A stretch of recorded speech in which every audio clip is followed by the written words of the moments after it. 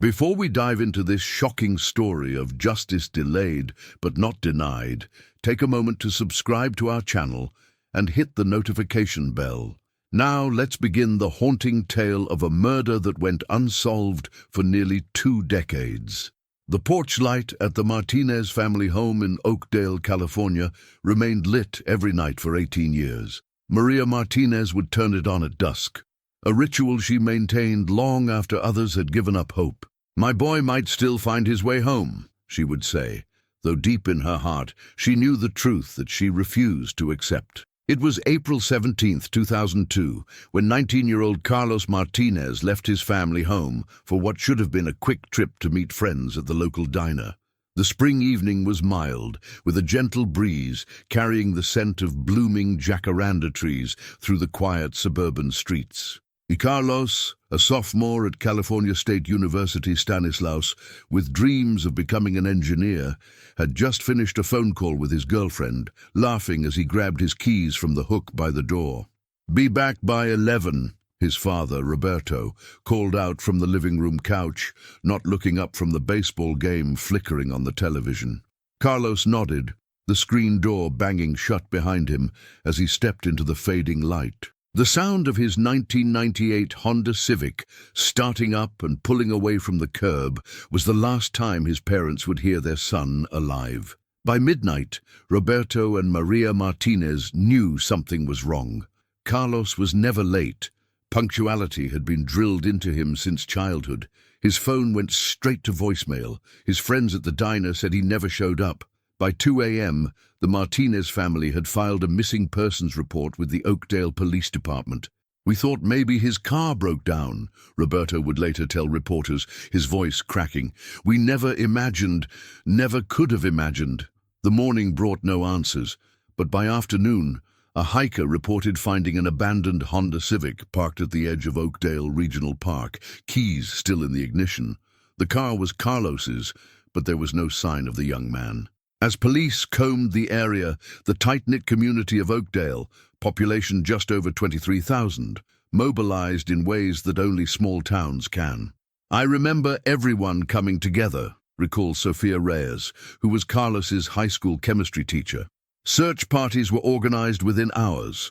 Local businesses donated food and water. Everyone knew the Martinez family.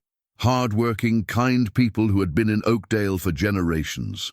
For 3 days, hundreds of volunteers searched every inch of the park and surrounding areas. Flyers with Carlos's smiling face appeared on every storefront window and telephone pole. Local news covered the story extensively, the reporters' voices growing increasingly somber as days passed without any sign of the missing student. Then, on April 21st, the search came to a devastating end. Carlos's body was discovered in a shallow grave near the eastern edge of the park, partially concealed by brush and fallen leaves. He had been strangled, then stabbed multiple times. His wallet was still in his pocket, containing $43 and his student ID, ruling out robbery as a motive. The small community of Oakdale was shattered. In a town where many residents left their doors unlocked and crime rarely extended beyond occasional shoplifting or minor vandalism, the brutal murder of a beloved young man represented an unfathomable violation. Parents began driving their children to school. Neighbors installed security systems. The carefree atmosphere that had defined the community was replaced by a heavy cloud of suspicion and fear. "It was like someone had pulled a curtain over the town," remembers Sheriff Jim Brennan, who was a junior deputy at the time. "People stopped smiling at strangers. The parks emptied out. Everyone wondered if there was a killer walking among us." The initial investigation moved aggressively. Detectives interviewed Carlos's friends, classmates, and acquaintances. They looked into his relationship with his girlfriend, Lucia Vega, but quickly eliminated her as a suspect when security footage confirmed she was working at a local pharmacy at the time of Carlos's disappearance. They examined his computer and phone records, finding nothing unusual. The case seemed to have no direction, no logical thread to follow. "The evidence was frustratingly limited," explains former Detective Ray Sanchez, who led the original investigation. We had some partial fingerprints that didn't match anyone in our database, fibers from clothing that could have come from thousands of sources, a single shoe print near the grave that was partially washed away by rain. The most promising lead came from an elderly couple who reported seeing a dark-colored pickup truck parked near where Carlos's Honda was found around the time of his disappearance. But the description was vague, and in rural California, dark pickup trucks were as common as sunshine. As weeks turned to months, the investigation gradually lost momentum. Other cases demanded attention. Resources were reallocated. The Martinez family watched in despair as their son's murder slowly transitioned from front-page news to occasional mentions on anniversary dates, and finally, to a file gathering dust in the cold case storage room. "They told us not to lose hope," Maria Martinez would later recall, her eyes fixed on a graduation photo of her son that permanently occupied the center of their living room mantel. "But after 5 years, then 10, you feel the world has forgotten. Only we remembered. Only we kept the light on." Little did the Martinez family know that nearly 2 decades later, that light would finally guide investigators to an unthinkable truth and to a suspect hiding in plain sight all along. In the next chapter, we'll explore how the case went cold and the toll it took on the Oakdale community over 18 long years, before a chance discovery would change everything. If you're just joining us, make sure to watch Chapter 1 first to understand how this tragic story began. Don't forget to like this video and share your thoughts in the comments below. Now let's continue with the story of the Martinez family's long wait for justice. Time passes differently when justice remains elusive. For the Martinez family, each day stretched into an eternity of unanswered questions. Each holiday marked another empty chair at the table. Each April 17th became not just the anniversary of their son's disappearance, but a grim reminder that his killer still walked free. "We kept his room exactly as he left it," Roberto Martinez explained in a 2012 interview, 10 years after Carlos's murder. The interview was part of a small local news segment revisiting cold cases in Stanislaus County. His textbooks are still on the desk, his soccer trophies still on the shelf. Sometimes I sit in there and talk to him, tell him we haven't given up. By that point, the case file had been reviewed by 3 different detectives as part of routine cold case protocols. Each review ended with the same conclusion. Without new evidence or testimony, the case had nowhere to go. The partial fingerprints, the fibers, the degraded shoe print, all remained as tantalizing but insufficient fragments of a puzzle with too many missing pieces. The town of Oakdale gradually healed, as communities always do. New families moved in who had never heard of Carlos Martinez. Children who were toddlers when the murder occurred graduated high school with only vague knowledge of the tragedy that had once paralyzed their town. The fearful atmosphere dissipated, replaced by the comfortable security of collective amnesia. But some remembered. Lucia Vega, Carlos's girlfriend at the time of his murder, never left Oakdale. She married, had children, and became an elementary school teacher, but kept a framed photo of Carlos on her desk at home. "I wanted my kids to know about him," she explained, about how kind he was, how he tutored struggling students for free, how he planned to design bridges one day. "I wanted them to understand that sometimes justice doesn't come quickly, but that doesn't mean we stop seeking it." Sheriff Jim Brennan, who rose through the ranks to become Oakdale's top law enforcement officer, kept the Martinez file in a special drawer in his desk. "It was the case that haunted me," he would later admit, "the one that made me question my career choice in those early years. How do you face a mother who's lost her son and tell her year after year that you have nothing new to share?" The case took a toll on those who investigated it as well. Detective Ray Sanchez retired in 2011, citing the accumulated stress of unresolved cases as a primary factor in his decision. "You carry them with you," he said during his retirement party. "The victims whose killers are still out there. You see their faces when you close your eyes at night." The years rolled by. 2002 became 2012, then 2017. Technology evolved. The first iPhone gave way to smartphones with computing power that would have seemed impossible when Carlos was killed. Social media transformed how communities communicated. The world changed in countless ways, but the central question remained: who killed Carlos Martinez and why?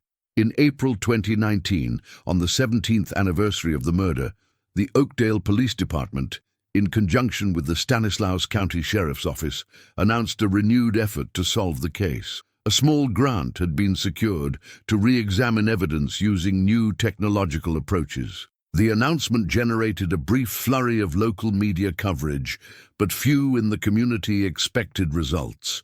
They had heard similar promises before. Maria Martinez, then 68 years old and battling early-stage Parkinson's disease, attended the press conference.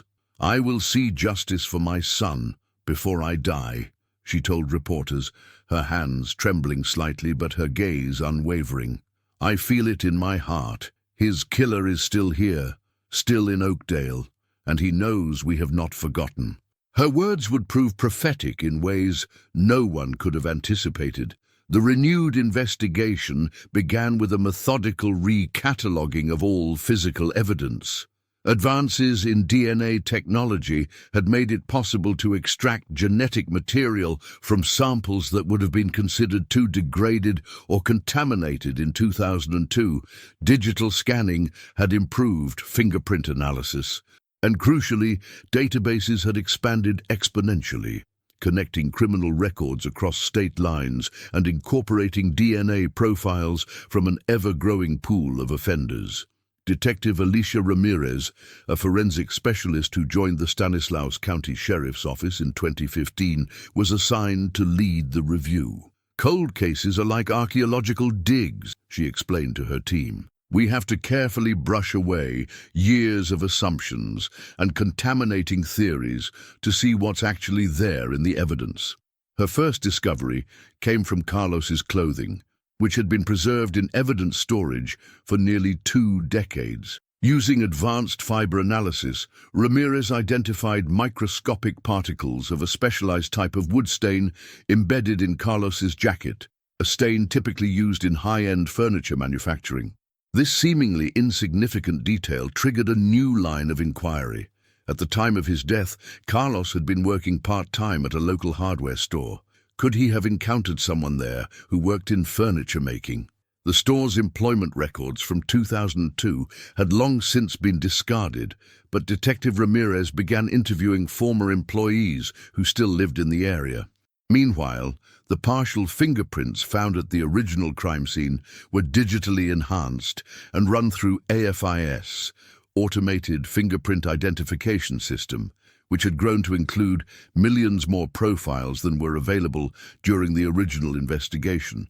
No direct matches were found, but the system flagged several potential partial matches that warranted further examination. The most significant breakthrough, however, came from the most unexpected source. In December 2019, a property developer purchased an abandoned storage facility on the outskirts of Oakdale, intending to convert it into apartments. While clearing out unclaimed units, workers discovered a locked metal trunk. Inside were blood-stained clothing, a collection of newspaper clippings about Carlos's murder, and a hunting knife sealed in a plastic bag. The workers immediately contacted police. The trunk was traced back to its renter through facility records, William Bill Thornton, a 68-year-old former construction contractor who had lived in Oakdale since the early 1990s. Thornton had been a fixture in the community, known for his carpentry skills and for coaching youth baseball. He had moved to Arizona in 2018, citing the need for a drier climate for his arthritis. DNA testing on the blood-stained clothing revealed an astonishing truth. It contained Carlos Martinez's blood. It was one of those moments that changes everything, Detective Ramirez would later testify. Suddenly, we weren't searching for a needle in a haystack anymore. We had a name, a face, and a direct connection to our victim. As investigators delved into Thornton's background, more connections emerged. In 2002, he'd owned a dark blue Ford F-150 pickup truck, matching the vague description given by witnesses near the park. Property records showed he had operated a small custom furniture business from his garage as a side job, explaining the wood stain on Carlos's clothing. And most damningly, Carlos's hardware store time card showed he had worked the evening shift on April 16, 2002, the day before his disappearance, when Thornton had purchased wood stain and several other items, according to a receipt found in the storage unit. The pieces were finally falling into place, but one critical question remained unanswered. Why would Bill Thornton, a respected community member with no known connection to Carlos's family, commit such a brutal murder? The answer would shock the Oakdale community to its core, revealing how closely justice had been within reach all along, and how easily it had slipped away for 18 long years. In our final chapter, we'll reveal the dramatic arrest that brought this cold case to a close, and the devastating secret that had remained hidden in plain sight for nearly 2 decades. Welcome back to the conclusion of our true crime story. If you've been moved by the Martinez family's search for justice, please consider subscribing to our channel for more compelling stories like this one. Now, let's discover how this 18-year-old cold case was finally solved. The discovery of Bill Thornton's storage unit in December 2019 set in motion a swift and focused investigation. Detective Alicia Ramirez assembled a task force dedicated to building an airtight case against the former Oakdale resident, now living in a quiet retirement community outside Phoenix, Arizona. "We knew we had one shot at this," Ramirez explained. "After 18 years, we couldn't risk any procedural errors or overlooked details. The Martinez family deserved our absolute best effort." The task force worked in complete secrecy. They established surveillance on Thornton's Arizona residence while methodically piecing together his movements around the time of Carlos's murder. They interviewed former colleagues, neighbors, and acquaintances, building a comprehensive profile of the man who had hidden in plain sight for nearly 2 decades. What emerged was a disturbing portrait of duality. To most who knew him, Bill Thornton was a skilled craftsman, a dedicated Little League coach, and a friendly, if somewhat private, neighbor. He had never been arrested, had no history of violent behavior, and was generally considered a model citizen. That's what made this case so unsettling, Sheriff Jim Brennan would later comment. Thornton wasn't some drifter or career criminal. He was one of us, someone people trusted with their homes, their renovations, even their children. The investigation uncovered that Thornton had abruptly closed his furniture business in June 2002, just 2 months after Carlos's murder, citing supply chain issues. He had also sold his blue Ford F-150 that same summer and purchased a different vehicle. His wife had left him in 2004, moving to Oregon with their teenage daughter. When contacted by investigators, she expressed shock at the allegations, but acknowledged that Thornton had become increasingly withdrawn and irritable in the months following April 2002.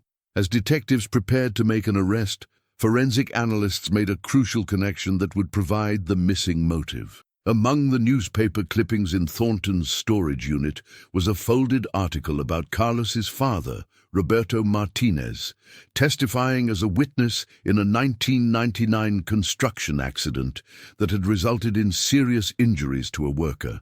Roberto, who worked as a site safety inspector, had provided testimony that ultimately led to significant financial penalties for the construction company involved, a company where Bill Thornton had been employed as a project manager before establishing his own contracting business. Thornton lost his management position and a substantial year-end bonus because of that case, Detective Ramirez explained. He appears to have harbored a deep resentment toward the Martinez family, blaming them for his professional setbacks. When he encountered Carlos at the hardware store, something triggered that dormant anger.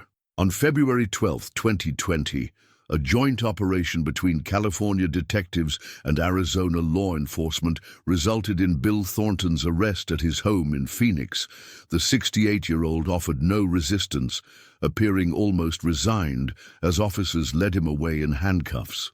Neighbors watched in disbelief as the quiet retiree who tended his desert garden and walked his dog each morning was charged with the brutal murder of a young man that had occurred 2 states away and nearly 2 decades earlier. When news of the arrest reached Oakdale, the community experienced a collective shock. Those who remembered the case could hardly believe that the killer had been among them all along, coaching children, attending community events, and building cabinets for their homes. For the Martinez family, the arrest brought a complex wave of emotions. "I always imagined I would feel only relief," Maria Martinez told reporters outside the courthouse after Thornton's extradition hearing. "But there is anger too. This man watched us suffer for 18 years. He saw our pain in the newspapers he collected. He knew what he had taken from us, and he said nothing." The trial began in October 2020, delayed slightly by pandemic restrictions. Prosecutors presented a formidable case, bolstered by the physical evidence from the storage unit, DNA matches, and the established connection between Thornton and the hardware store where Carlos worked. Defense attorneys attempted to challenge the chain of custody for the evidence, arguing that the long time gap had compromised its reliability.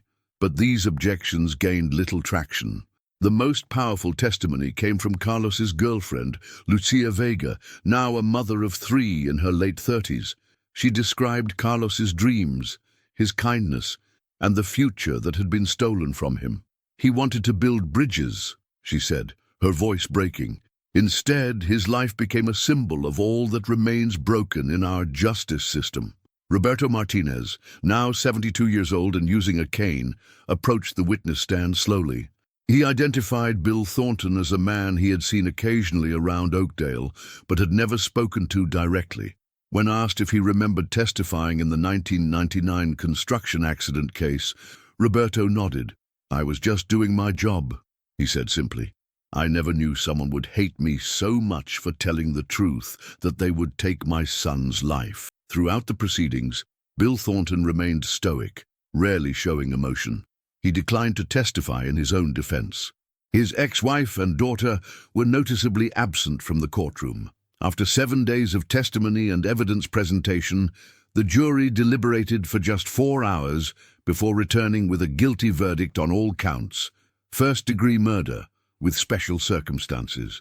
On December 3, 2020, Judge Elena Vasquez sentenced William Thornton to life in prison without the possibility of parole. "Mr. Thornton, you have not only taken the life of a promising young man," Judge Vasquez stated during sentencing, "you have stolen 18 years of peace from his family and this community.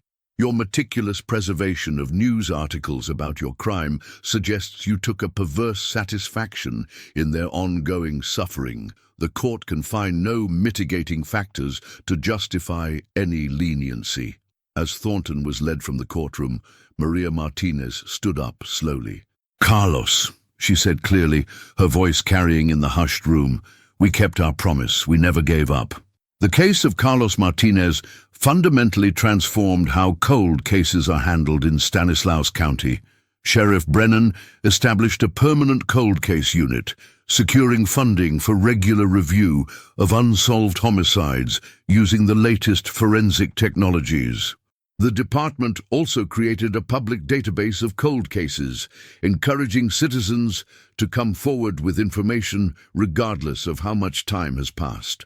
In April 2021, on the 19th anniversary of Carlos's disappearance, the Martinez family gathered with hundreds of community members to dedicate a memorial bench at Oakdale Regional Park.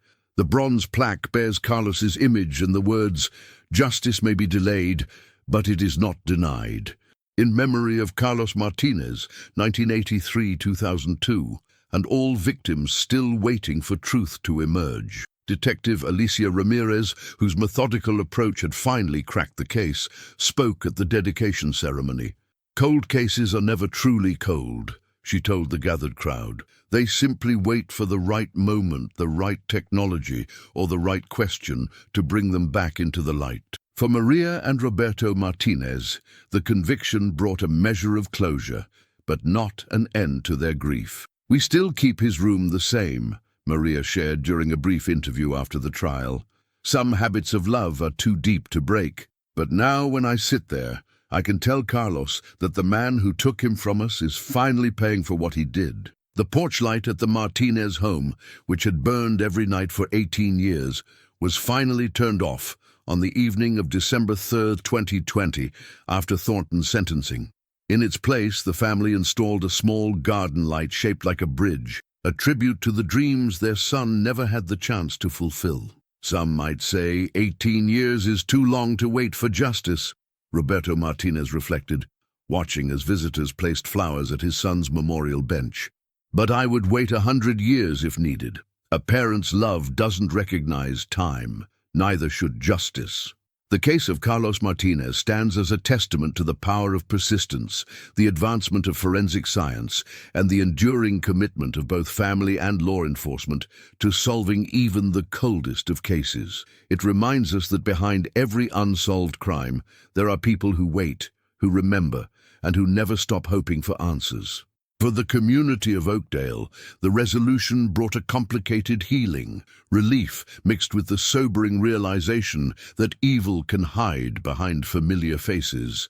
But it also restored a measure of faith in the justice system and the idea that eventually the truth finds its way into the light. "We tell this story not just to remember Carlos," Detective Ramirez concluded at the memorial dedication, "but to remind ourselves that no case is ever truly closed until justice is served." Somewhere there are other families keeping their own porch lights on, waiting for answers. Our work continues for them. Thank you for joining us for this true crime story.